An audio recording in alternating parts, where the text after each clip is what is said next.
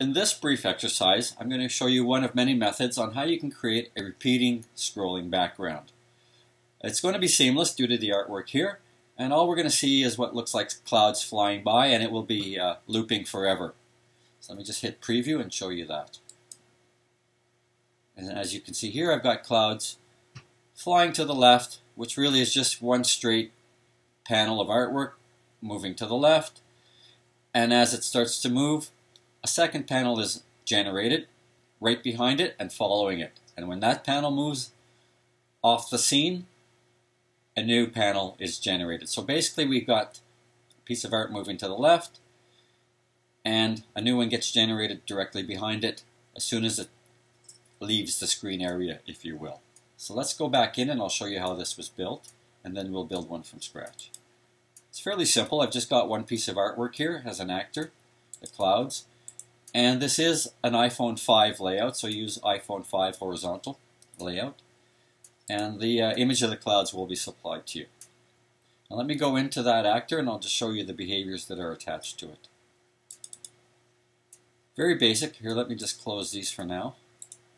I've got three sets here. One simply is the move behavior, and it's moving to the left, which is the 180 degrees that you can see here, at a moderate speed of 200, and it was made relative to the scene, so it's moving relative to the scene. Let me open up the second rule here.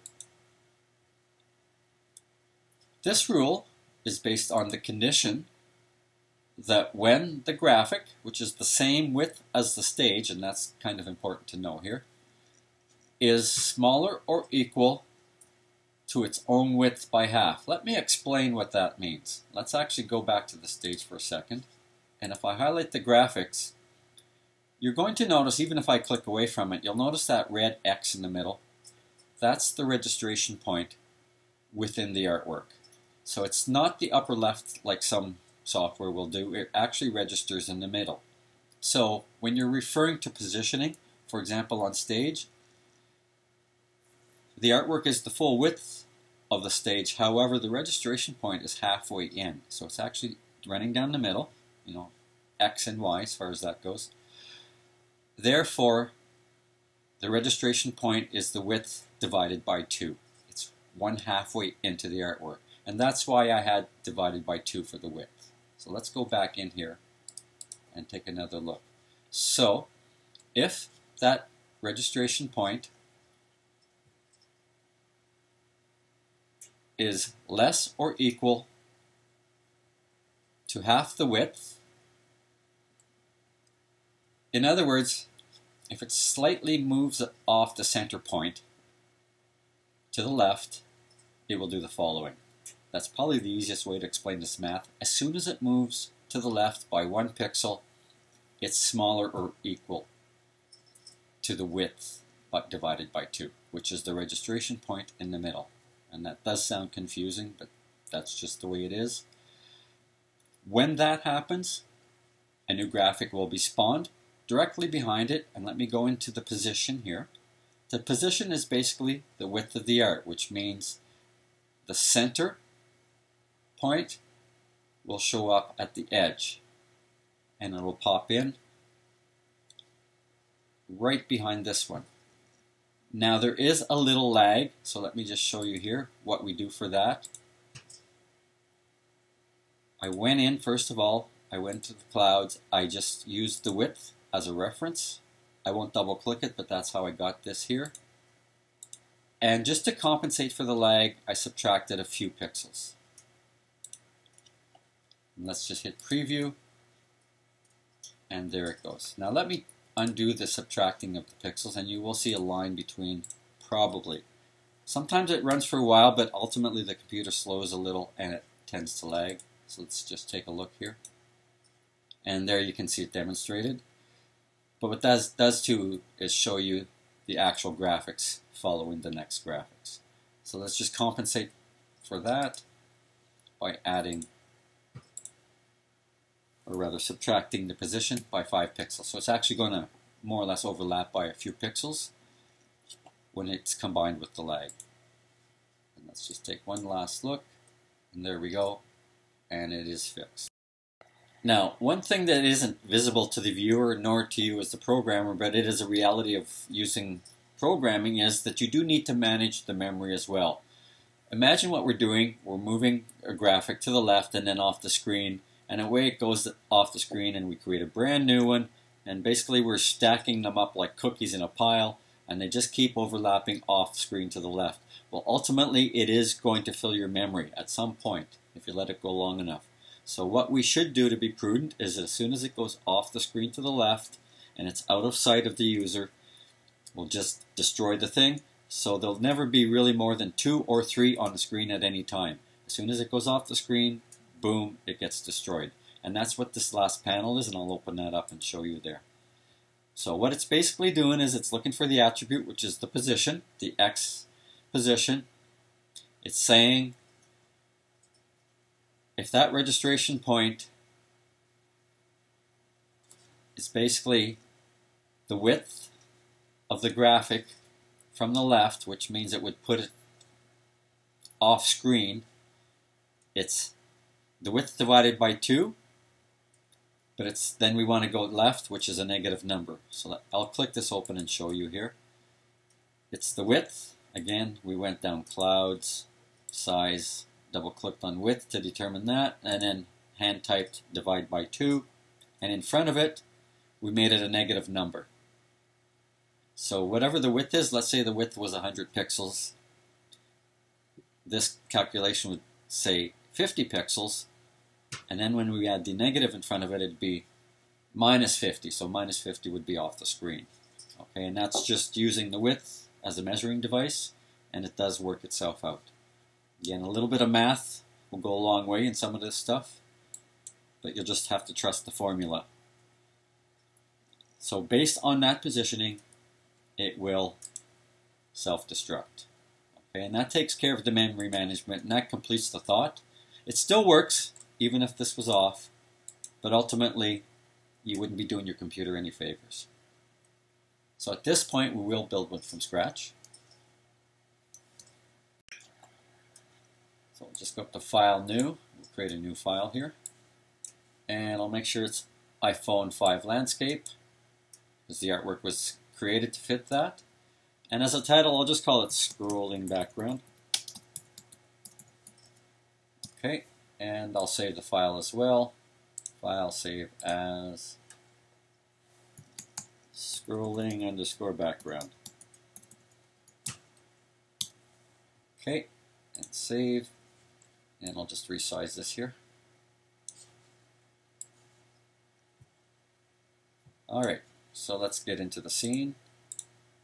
And the first thing I'll do is bring in that image. It's called Clouds, and let me just grab it here. Clouds, PNG, and you can download that off the website.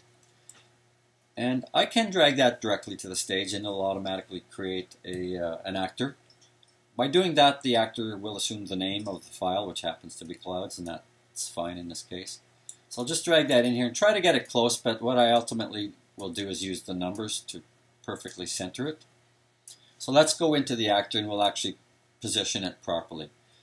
I could try it by eye, I might get it, but might isn't good enough, it has to be perfect. So we'll go into the actor here, double click it, and I'll open up position. And if I go to size, well, let me talk about that for a second again. The registration point, I'll remind you, is in the center, as we talked about earlier. So I need to divide the width by half and the height by half to determine the middle of the stage. Okay, so having said that, take these numbers, divide them by 2. So the width, which is the x-axis, is 568 divided by 2. So that would be 234. 234. And then the y-axis, the height, would be half of 320, so that would be 160. Let's have my tab key. And if I go back, that should be perfectly centered. Because the stage is the same size, it totally fills the stage. I'm just going to do a quick save here. It's probably quicker to build this thing actually than to explain it. Let me go in here now and we'll start to attach some behaviors. So we'll start with the move.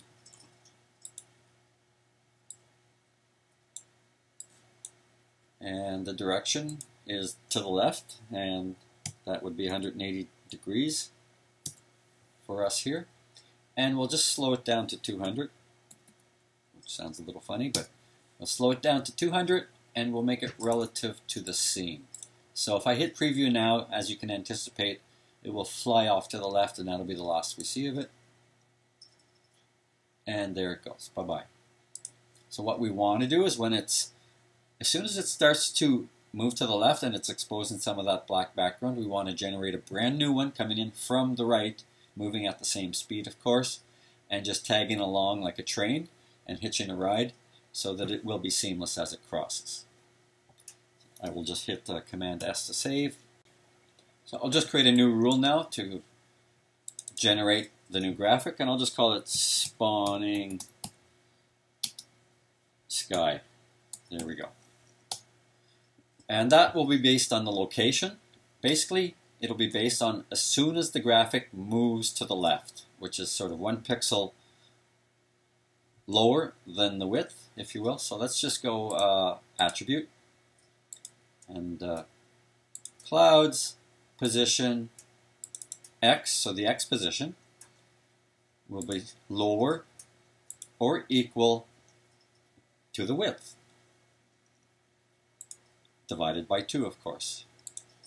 So we'll go to clouds, size, width, and I'll add divided by 2. And that is the condition. So as soon as it moves to the left, as soon as it moves off its center point, basically, it will spawn another one. And we'll have to just determine where that's spawned, and that will be just off to the right of the stage at that first pixel. So there is a behavior called spawning. Spawn actor, I believe it's called. There it is, spawn actor. And clouds is automatically in there. It's the only graphic we have to pick from. And position, of course, is what's critical here. So we go to the expression editor and we'll determine the position based on the size of the graphic. So we'll say width, again divided by 2. Actually, no, just the width. Sorry, just the width. We'll just leave it alone at width. And that actually puts the left edge just at the right edge of the stage, and it's already moving, so it should tag along. So I'll just save this right now. We'll give it a test, but as you saw, there is that little lag or potential lag, so we'll probably have to tweak this by subtracting a couple of pixels where it gets generated. Let's just take a look. And yeah, as predicted, there's that little gap in between. Theoretically, that shouldn't be there, but it's just the reality that the computer will lag, and we can compensate. So we'll go back into the editor, and I'll just actually, through trial and error, I had determined that subtracting 5 pixels was a reasonable, happy number. So I'll enter -5, hit my green check mark, save my file, and try it again. And lo and behold, it closed that gap because it's actually overlapping maybe a pixel or 2 on top of the tail end of the one in front of it, therefore covering it up here. And because we just have that common blue, it's a seamless looking connection, if you will. Now, as I mentioned earlier, it all looks great, it works, but managing the memory is an issue for a programmer. So I'm just going to put in a very simple memory management feature here, where when the picture is completely off the stage to the left, it will self-destruct. And that way they're not overlapping in the memory and ultimately clogging up your computer's memory. So create rule, I'll call this memory management. Management. Okay, and this will be based on the position again. So attribute, position of the clouds, the X position. I know in the first one it said equal, but it's more prudent to go smaller or equal to. And again, we will use the width divided by 2. But again, we're on the left side of the stage, so it's actually a negative number we're looking for, so I need to put negative in front of that formula, as explained earlier. Alright, so negative half of the width, check. We'll just put a destroy in here. So you don't actually witness this happening, it's just keeping the memory open. Okay, so I'll just save that. I'll give it a quick test just to make sure I didn't break it. And there we go. I actually can notice a little improvement on how smooth it's moving, however. So that again is memory showing it's, I guess, just letting me know how well it's working. So this is what we're going to build as a repeating background.